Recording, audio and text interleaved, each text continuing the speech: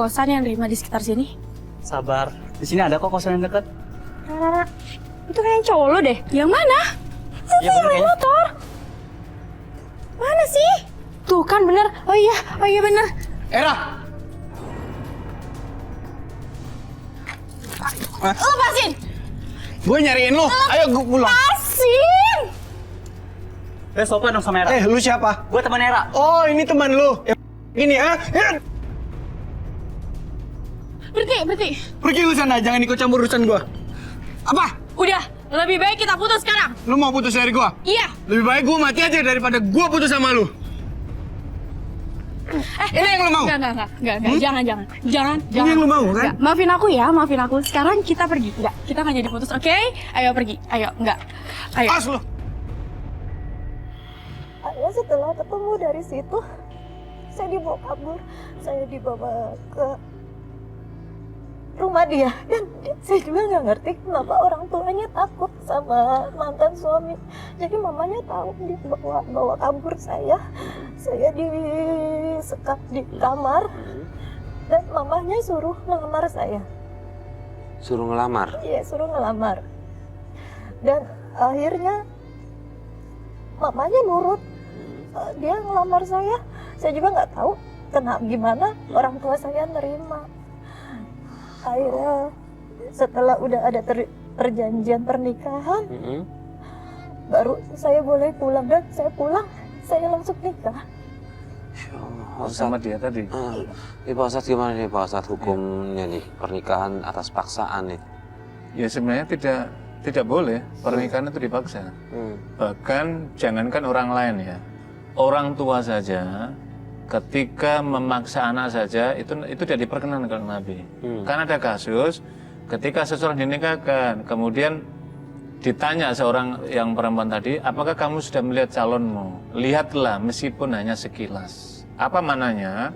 Maknanya adalah untuk berikan ruang bahwa pernikahan itu yang melakukan itu bukan orang tuanya tetapi anaknya. Anak harus mendapatkan kerelaan karena ini kan perjalanan panjang dalam membina rumah tangga. Jadi kalau masing-masing saling mengenal, saling ada kerelaan, maka insya Allah rumah tangga akan menjadi sakinah mawaddah rahmah. Tapi kalau tidak ada, nggak boleh. Maka bahkan ketika orang misalkan seorang calon nggak mendapatkan saja, Sayyidina Umar itu memerintahkan apa? Mengutus orang yang dipercaya oleh wanita tadi, lihat calonnya supaya mengenal karakter. Jadi misalkan ini percaya sama orang, tolong lihatkan dia ini bagaimana. Oh ya dia orang baik dan seterusnya. Dia sudah percaya, maka ini baru kemudian diberikan ini. Ini maknanya adalah bahwa Islam sangat memberikan penghargaan yang tinggi. Yang kedua adalah misalkan kayak tadi dalam konteks untuk paksaan. Tetapi kan kemudian begini, kalau persyaratan dalam sebuah pernikahan itu kan begini Mas Farid. Kalau sudah ada pasangan kan ada 4 rukunnya itu. Pasangan jadi pasangan suami istri ada, kemudian ada maharnya, kemudian ada saksinya, ada walinya sudah selesai gitu loh. Lah konteks tadi kan ada berarti saya. Cuman kan prosesnya tadi itu gitu. Iya. Jadi awalnya kan kenapa tadi itu memaksa? Karena dia sudah lama, udah menikmati lama tadi proses panjang berhidup bersama dia, maka merasa tergantung akhirnya apa saja dilakukan. Lah ini kan kalau sudah awal pernikahan seperti ini kan sudah bisa kita menggambarkan apa yang akan terjadi kemudian kan begitu. Iya, lalu gimana kehidupan rumah tangganya?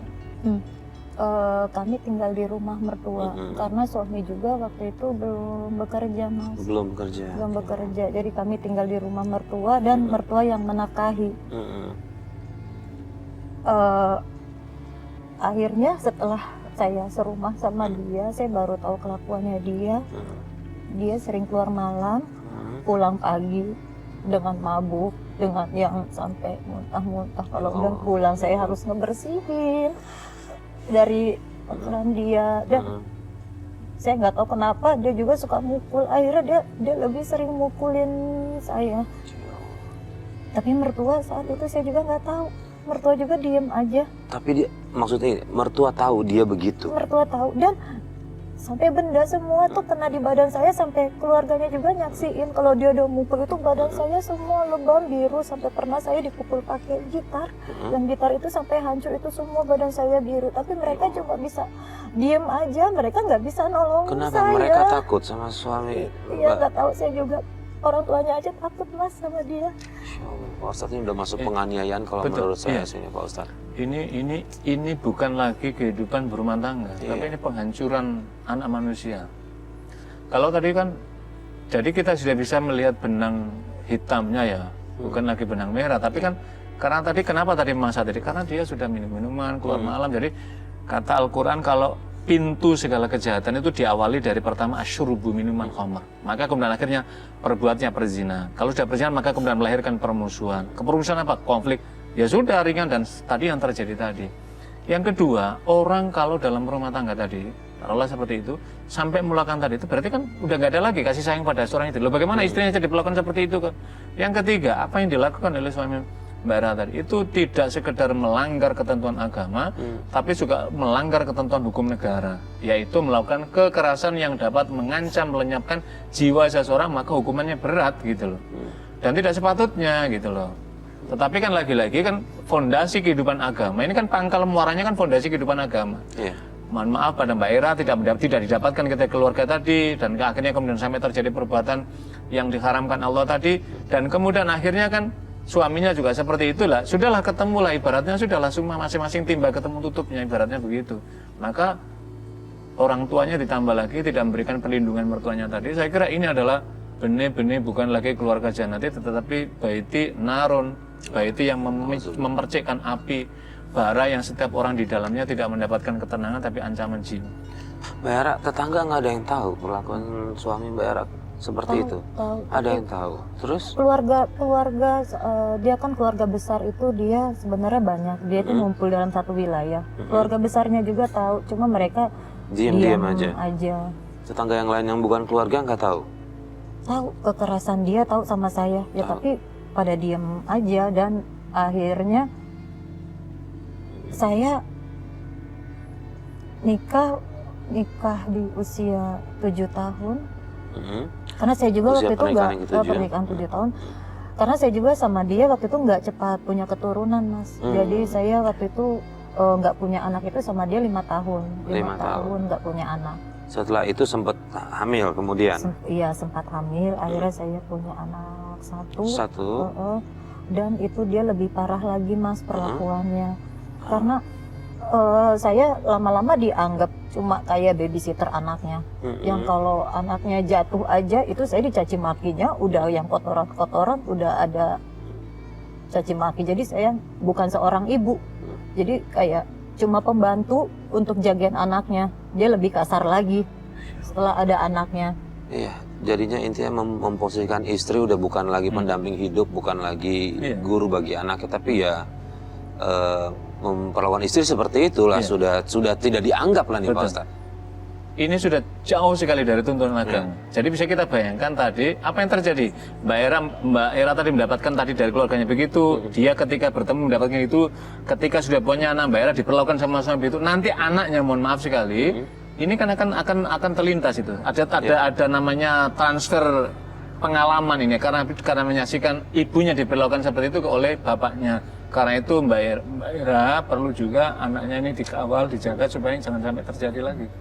Tapi akhirnya gini, Mas, akhirnya saya nggak kuat jalanin rumah tangga. Saat itu ada tetangga yang perhatian sama saya. Terus tetangganya nolongin Mbak Hera? Nolongin sih enggak, cuma dia lebih kelihatan simpati. Tapi dia seorang laki-laki. Dia laki-laki. Iya. Nah, suami tahu nggak? Suami nggak tahu. Jadi saya akhirnya sering curhat sama dia. Saya sering keluar alasan ke pasar, sering curhat. Akhirnya dia bilang, ya udah, dia bilang saya suka sama kamu. Oh, dia ngomong begitu? Akhirnya kita kabur. Oke. Saya kabur, saya ninggalin anak. Terus kemudian berlanjut sampai mana dengan pria ini? Ya akhirnya ya kita komitmen untuk nikah, karena akhirnya kita kabur, kita ngoplos, ya akhirnya ya saya berbuat dosa lagi. Kamu bantuin aku ya. Kita pergi dari sini. Lah, kenapa? Aku udah nggak tahan di sini. Aku mau pergi dari sini. Kamu yakin? Yakin? Ya udah, buru-buru. Mau kemana? Aku mau pergi. Kemana? Bukan urusan kamu. Terus lo berani selingkuh sama dia? Mas, udah Mas, dengerin. Saya cuma kasihan sama Era. Kasihan lu gak usah ikut campur urusan gua. Udah berhenti. Kamu tuh ya, Mas, aku udah capek sama kamu. Setiap hari kamu mukulin aku. Aku udah lelah sama semua ini. Aku mau kita cerai, Mas. Aku gak mau kita cerai. Oke, kalau kamu gak mau kita cerai. Lebih baik aku mati. Era, Era jangan Era, Era, Udah mas, Era, Era jangan. udah. Lebih baik biarkan kami pergi. Saya takut dia nekat ngelakuin hal ini mas. Yaudah, Ra. Terserah lah. Ini kita pergi.